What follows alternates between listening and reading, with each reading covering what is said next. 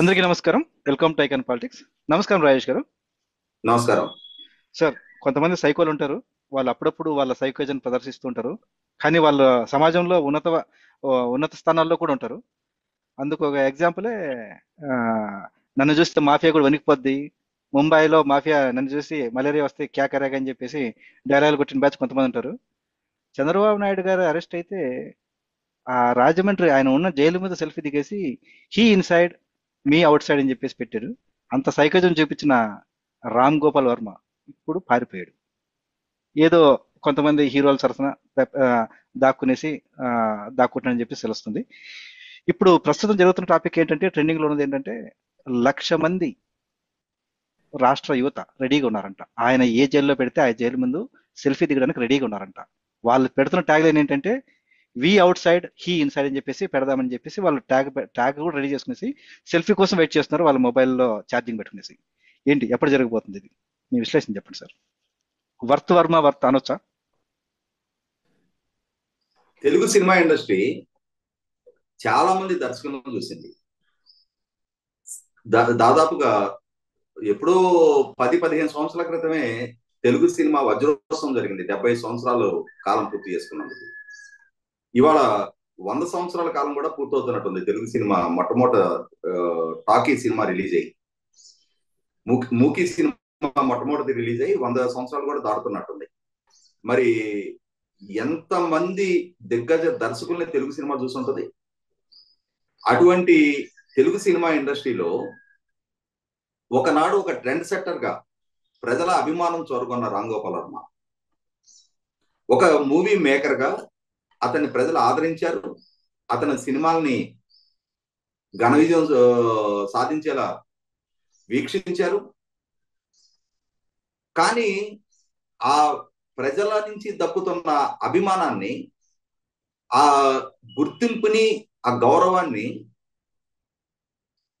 చిరస్థాయిగా చిరకాలం వరకు నిలబెట్టుకున్న వాళ్ళు కొద్దిమంది. ఫేమ్ ఎవరికైనా వస్తుంది. ఆ ఫేమ్ ని గౌరవప్రదంగా నిలుపుకోవాలి అని అంటే దానికి తగిన వ్యక్తిత్వం కూడా ఉండాలి. రామ్ గోపాల్ వర్మ మొదటి నుంచి కూడా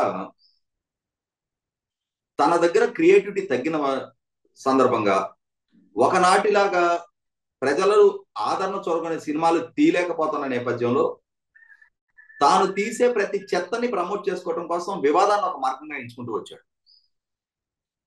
ఆ సినిమా ప్రచారం కోసం ఒక అలజడి సృష్టించడం, ఆ అలజడి ప్రాతిపదిక దానికి కొంత ప్రచారం దక్కటం, ఆ ప్రచారం బేస్ చేసుకొని కొంత ఓపెనింగ్స్ రావటం, అంటే తన సినిమాని మార్కెట్ చేసుకోవడానికి కాంట్రవర్సీ అనేది ఒక స్ట్రాటజీగా అమలుపరుస్తూ వచ్చాడు. అయితే ఏమవుతుందంటే ఇది రాను రాను శృతి మించి రాగనబడింది. నేను ఏం చేసినా చలమనవుతుంది, నేను ఎవరిని ఏమైనా మాట్లాడగలుగుతా అని చెప్పని అతనే అంతా నా ఇష్టం, నేనెవరికి జవాబుదారి కాదు అని చెప్పని, నేను ఇంతే, అంతా నా ఇష్టం అని చెప్పని ఒక బుక్ కూడా రాశాడు.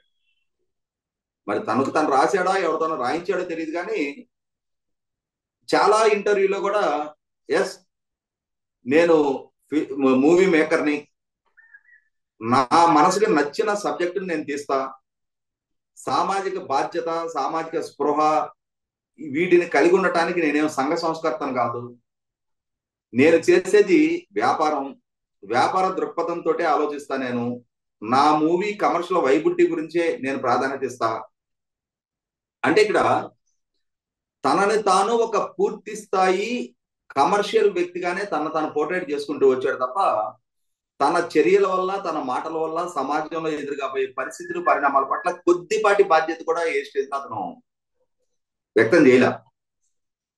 నాకు బాధ్యత లేదనే చెప్తూ వచ్చాడు. అటువంటి వ్యక్తి ఇవాళ అతని వ్యవహార శైలి వల్ల, అంటే తన కమర్షియల్ వైబిలిటీ కోసం, తన ఎగ్జిస్టెన్స్ కోసం, తన సర్వైవల్ కోసం ఒక రాజకీయ పక్షం స్టాండ్ తీసుకోవడానికి సిద్ధపడ్డాడు.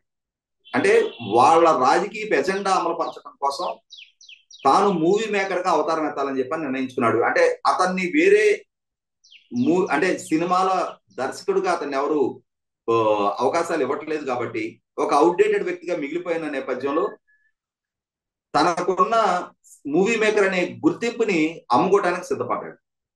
ఆ సిద్ధపడి వైసీపీ పార్టీ రాజకీయ ఎజెండా అమలు పరచడం కోసం 2019 ఎన్నికలకు ముందే చంద్రబాబు నాయుడు గారి వ్యక్తిత్వ హననానికి పాల్పడుతూ లక్ష్మీ ఎన్టీఆర్ అని చెప్పని ఒక సినిమా తీశాడు. అంటే ఆ సినిమా ద్వారా వైసీపీకి ప్రచారం దక్కాలి, వైసీపీ నాయకులు ప్రొడ్యూస్ చేసిన సినిమా, జగన్మోహన్ రెడ్డి గారి ఎన్నికల ఎజెండాలో భాగంగా ఆ సినిమా తీయడం జరిగింది. దానికి మూవీ మేకర్ గా ఇతను ఉంటూ తన ఆ మూవీ మేకర్ గా ఉన్న పరిజ్ఞానంతో ఒక రాజకీయ అస్త్రంగా తన సినిమాని మలచడానికి సిద్ధపడ్డాడు. ఖచ్చితంగా ఆ సందర్భంలో అతని ప్రత్యర్థులు అంటే అతను ఎంచుకున్న ఎజెండాతో విభేదించే వర్గాలు కూడా ఉంటాయి, ఆ రాజకీయ పక్షాలు కూడా ఉంటాయి. వాళ్ళు విభేదిస్తారు. ఆ విభేదించిన సందర్భంలో ఎంత బరితెగించి ప్రవర్తించాడు. పవన్ కళ్యాణ్ గారిని ఉద్దేశించి ఎంత వ్యక్తిత్వానికి పాల్పడుతూ వచ్చాడు. నారా లోకేష్ ని, చంద్రబాబు నాయుడు గారిని ఉద్దేశించి స్థాయిని మించిన వ్యాఖ్యలు చేస్తూ వచ్చాడు. 2019లో జగన్మోహన్ రెడ్డి గారు అధికారంలోకి రాగానే బరితెగించి కులాల ప్రస్తావన తీసుకొస్తా కమ్మరాజ్యంలో కడప రెడ్లు అని చెప్పని సినిమాని ప్రతిపాదించాడు. దాని మీద కమ్మ సామాజిక వర్గం నుంచి ఆక్షేపణ వ్యక్తమైన తర్వాత, ఇష్యూ కోర్టు వరకు చేరిన తర్వాత, కోర్టు ఆదేశించిన తర్వాత అప్పుడు అమ్మ రాజ్యంలో కడప బిడ్డలు అని చెప్పని మార్చాడు దాన్ని. అంటే సమాజంలో ఏ వివాదాలైనా చెలరగని అవి శాంతి భద్రతల సమస్యగా మారే పరిస్థితి ఉత్పన్నం కానీ అవన్నీ నాకు అనవసరం. శాంతి భద్రతలు కాపాడాల్సిన బాధ్యత ప్రభుత్వాలది. నేను నా సినిమా ప్రమోషను నా కమర్షియల్ వైబిలిటీకి మాత్రమే ప్రాధాన్యత ఇస్తానని చెప్పనే ఒక అసలు సిసలు భక్తు వాణిజ్య నేపథ్యం ఉన్న వ్యక్తిత్వం ఉంది, కమర్షియలైజ్డ్ మెంటాలిటీ. అటువంటి రామ్ గోపాల్ వర్మ 2024 ఎన్నికలకు ముందు జగన్మోహన్ రెడ్డి గారి వ్యక్తిత్వానికి ఎలివేషన్ ఇస్తూ, చంద్రబాబు నాయుడు గారి స్థాయిని తగ్గిస్తూ, పవన్ కళ్యాణ్ గారి స్థాయిని, లోకేష్ స్థాయిని తగ్గిస్తూ వ్యూహం అని చెప్పని ఒక సినిమా తీశాడు. ఆ సినిమా తీసిన సందర్భంగా ఆ సినిమా రిలీజ్ కు సంబంధించిన ప్రోమో ఫంక్షన్ లో చాలా అంటే చంద్రబాబు నాయుడు గారిని ఉద్దేశించి, పవన్ కళ్యాణ్ గారిని ఉద్దేశించి, లోకేష్ ని ఉద్దేశించి వాళ్ళ స్థాయిని తగ్గించే వ్యాఖ్యలు చేశాడు. అదే సందర్భంలో ఆ సినిమా ప్రచారపు పోస్టర్ల మీద పశువులకి చంద్రబాబు నాయుడు గారిని, లోకేష్ ని, పవన్ కళ్యాణ్ గారిని వాళ్ళ మొహాలు మార్ఫింగ్ చేసి పోస్టర్ రిలీజ్ చేశాడు. మహిళల శరీరాలకి వీళ్ళ తలలు మార్ఫింగ్ చేసి పోస్టర్లు రిలీజ్ చేశాడు. పవన్ కళ్యాణ్ గారిని, చంద్రబాబు నాయుడు గారిని దత్తపుత్రుడు అని చెప్పని మార్ఫింగ్ చేసి ఒక చిన్న పిల్లవాడి బాడీకి పవన్ కళ్యాణ్ గారి తలని మార్ఫింగ్ చేసి పోస్టర్ రిలీజ్ చేశాడు. అదే సందర్భంలో మీరు ఇందాక ప్రస్తావించినట్టుగా జగన్మోహన్ రెడ్డి గారి ద్వారా నమోదు చేయబడిన అక్రమ కేసుల నేపథ్యంలో చంద్రబాబు నాయుడు గారు అరెస్ట్ అయ్యి రాజమండ్రి సెంట్రల్ జైల్లో ఉంటే ఇతను ఆ సెంట్రల్ జైలు బయటికి వెళ్ళి చంద్రబాబు నాయుడు గారు జైల్లో ఉన్నాడు, నేను బయట ఉన్నా అని చెప్పని వ్యంగ్యంగా, వెటకారంగా, హేళనగా సెల్ఫీలు తీసుకొని సెల్ఫీలు పోస్ట్ చేశాడు. మరి వాళ్ళ ప్రజల ఆలోచన విధానం వేరుగా ఉంది. జగన్మోహన్ రెడ్డి గారిని ఇంటికి పంపించారు ప్రజలు. అదే చంద్రబాబు నాయుడు గారు వాళ్ళ రాష్ట్ర ముఖ్యమంత్రిగా, అదే పవన్ కళ్యాణ్ గారు ఉప ముఖ్యమంత్రిగా, అదే Lokesh IT and education minister గా ఉన్నారు. మరి ఇతను చేసిన మార్ఫింగ్ ఫోటోల పట్ల ఆక్షేపణ వ్యక్తం చేస్తూ ఒక తెలుగుదేశం కార్యకర్త పోలీస్ కంప్లైంట్ ఇవ్వడం జరిగింది మద్దిపాడు పోలీస్ స్టేషన్ లో. కేసులు నమోదయ్యేటప్పటికి ఇప్పుడు ఎక్కడ లేని భయం వచ్చేసింది. ఇక నన్ను కస్టోడియల్ టార్చర్ గురి చేస్తారేమో, 3rd డిగ్రీ ప్రయోగిస్తారు, నా కేసు క్వాష్ చేయండి, రాజకీయ కక్షతో పెట్టారు, నేను ఎవరిని అవమానించలేదు అని చెప్పని. నువ్వేం చేసావు అనేది కళ్ళ ముందు కనిపిస్తా ఉన్నాయి. నీ స్క్రీన్ షాట్లు ఇప్పటికీ ప్రజల్లో చలమణ అవుతా ఉన్నాయి, ప్రతి గ్రూప్ లో సర్క్యులేట్ అవుతానే ఉన్నాయి.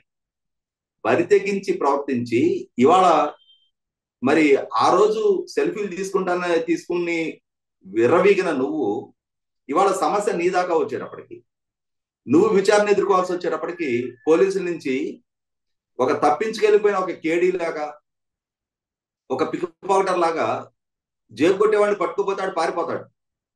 ఎంటబడి పట్టుకుంటారు, పట్టుకొని కుక్కను కొట్టినట్టు కొడతారు. అలాగే ఇవాళ నువ్వు కూడా పారిపోతున్నావు. ఎన్నాళ్ళు పారిపోతావు? ఎక్కడికి పారిపోతావు? నీకోసం కూడా రాజమండ్రి జైలు ఎదురు చూస్తా ఉంది. నీకు సెల్ఫీలు తీసుకోవడానికి కూడా, ఆ రాజమండ్రి జైలు సెల్ఫీలు తీసుకోవడానికి కూడా చాలా మంది ఎదురు చూస్తా ఉన్నారు. ఈ జగన్మోహన్ రెడ్డి అధికారం శాశ్వతం అని చెప్పని, నీకు డీజీపీ ఆఫీస్ లోకి ప్రోటోకాల్ ఎంట్రీ గతంలో దక్కింది అని చెప్పని కొలిక్పూడి శ్రీనివాస గారు ఒక టీవీ ఛానల్ డిబేట్ లో ఇతను రిలీజ్ చేసిన ఈ పోస్టర్ల పట్ల ఆక్షేపణ వ్యక్తం చేస్తూ కొంత పరుష పదజాలంతో ఇతను దూషించడం జరిగింది. దాంతో హైదరాబాద్ లో ఛానల్లో లైవ్ స్ట్రీమింగ్ లో ఈయన దూషిస్తే ఆయన మీద కేసు కంప్లైంట్ చేయాలి అని అంటే జూబ్లీహిల్స్ పోలీసులు కంప్లైంట్ చేయాలి, లేదు బంజారాహిల్స్ పోలీసులు కంప్లైంట్ చేయాలి. కానీ ఇతను ఆంధ్రప్రదేశ్ రాష్ట్ర డీజీపీ దగ్గరికి వెళ్ళాడు. ఆ ఆంధ్రప్రదేశ్ రాష్ట్ర డీజీపీకి అయినా కూడా ఇన్సిడెంట్ జరిగింది హైదరాబాద్ లో అయితే నువ్వు నా దగ్గరికి ఎందుకు వస్తావా, అయినా నువ్వు ఎస్హెచ్ఓ దగ్గరికి వెళ్ళి కంప్లైంట్ ఇవ్వాలి, డీజీపీకి సంబంధం అని చెప్పని చెప్పాల్సిన డీజీపీ మా నాయకుడు జగన్మోహన్ రెడ్డి చెప్తూకి అనుగమించాడు కాబట్టి రెడ్ కార్పెట్ తో స్వాగతం పలకాల్సిన బాధ్యత నాది అని చెప్పని కాన్వాయ్తో తీసుకెళ్లారు డీజీపీ ఆఫీస్ లోకి. సాక్షాత్తు ప్రధాన ప్రతిపక్ష నాయకుడు మాత్రం డీజీపీ ఆఫీస్ గేట్ దాటి లోపలికి అడుగు పెట్టిన వాళ్ళ రామ్ గోపాలరావు మాత్రం రెడ్ కార్పెట్ వేసి స్వాగతం పలికి డీజీపీ ఫోటో సెషన్ లో పాల్గొన్నాడు. మరి వాళ్ళ అంత విచ్చలవిడి అంత విచ్చలవిడిగా విర్రవీగిన రామ్ గోపాలరావు ఇవాళ ఎందుకు ఇంత పిరికితనంతో వెనుచూ పారిపోతా ఉన్నావు? ధైర్యంగా రా.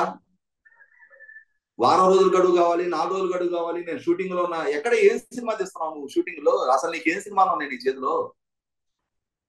అంటే నీ అసలు శిస్సులో పిరికితనం ఇవాళ బయటపడింది. ఇప్పటి వరకు మీడియా ముందు ప్రదర్శించింది మాత్రం డాబు దర్పం, మేకపోతు గాంభీర్యాన్ని ప్రదర్శిస్తూ వచ్చావు. పరిస్థితులు వికటించిన రోజు స్థైర్యాన్ని ప్రదర్శించినాడు మొగాడు, ధైర్యవంతుడు.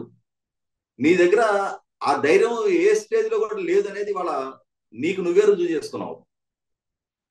నీ స్థాయిని మరిచి ఎవరో విసిరిన ఎంగిలి మెతుకులకు ఆశపడి దశాబ్దాల రాజకీయ చరిత్ర కలిగిన నాయకుల్ని, పలు దఫాలు ప్రజల ఆదరాభిమానాలతోటి చట్టసభలకు ఎన్నికైన వాళ్ళని, ఈ రాష్ట్రాన్ని పరిపాలించిన పాలకుల్ని నువ్వు ఇష్టారీతిన ఈ రకమైన వ్యాఖ్యలతో అవమానపరుస్తాను అని అంటే, రాజకీయంగా నీ అభిప్రాయాన్ని వ్యక్తం చేసే స్వేచ్ఛను ఎవరు ఖండించడంలా? నీకు ఆ స్వేచ్ఛ ఉంది, నీ భావ ప్రకటన స్వేచ్ఛ ఉంది. కానీ భావ ప్రకటన స్వేచ్ఛ ముసుగులో వ్యక్తిత్వానికి పాల్పడితే, మార్ఫింగ్ ఫోటోలతోటి వ్యక్తిత్వానికి పాల్పడతావా? ఎస్, ఆ రోజు నీకు ఇష్టమే నువ్వు చేసావు, దాని కాన్సిక్వెన్సెస్ కూడా ఇవాళ నువ్వే ఎదుర్కోవాలి. ఇవాళ వెన్నుచూపు పారిపోతే ఎన్నాళ్ళు పారిపోతావు? ఎక్కడికి పారిపోతావు? నువ్వంటూ బతికుంటే ఏ భూమండలం ఏ చివరనున్నా నిన్ను జుట్టు పట్టుకొని లాక్కొని రావడం ఖాయం. ధన్యవాదాలు సార్. ఇలాగే పారిపోయారు కొంతమంది, ముఖ్యంగా కేఏ పాల్, ఇప్పుడు కాదు ఇది పాల్ ఉన్నారు కదా, విజయ్ పాల్, RRR గారి కేసులో ఇన్ని రోజులు పారిపోయారు. ఎన్నెన్నో కేసులు అంటే ఎన్నెన్నో బెయిల్ పిటిషన్లు వేశారు. ఇప్పుడు ఏమైంది? ఫైనల్ గా నిన్న అరెస్ట్ అయ్యారు. ఈయన కూడా అంటే ఇంతకుముందు ఆ జనాలు అనుకున్నట్టు ఈయన ఏదో పెద్ద మాఫియా ఉనికిచ్చాడు అనుకోవడం కాకుండా చిన్న కేసుకు భయపడి పారిపోయాడని చెప్పేసి జనాలకు కూడా అర్థమైంది. అది పులి కాదు పిల్లి అని చెప్పేసి అర్థమైంది. యువత కూడా రెడీగా ఉన్నారు. ఖచ్చితంగా ఈసారి మాత్రం 1,00,000 సెల్ఫీలతో మొత్తం సోషల్ మీడియా మొత్తం వాగిపోద్ది. ఎప్పుడు వస్తారని చెప్పేసి జనాలు కూడా వెయిట్ చేస్తున్నారు. ఖచ్చితంగా దీనికి మాత్రం వర్త్ అనే సినిమా డైలాగ్ గుర్తొస్తుంది. చూద్దాం మరి పోలీసులు ఎంత త్వరగా దీన్ని ఈ క్రేజ్ని తీరుస్తారో. ధన్యవాదాలు సార్.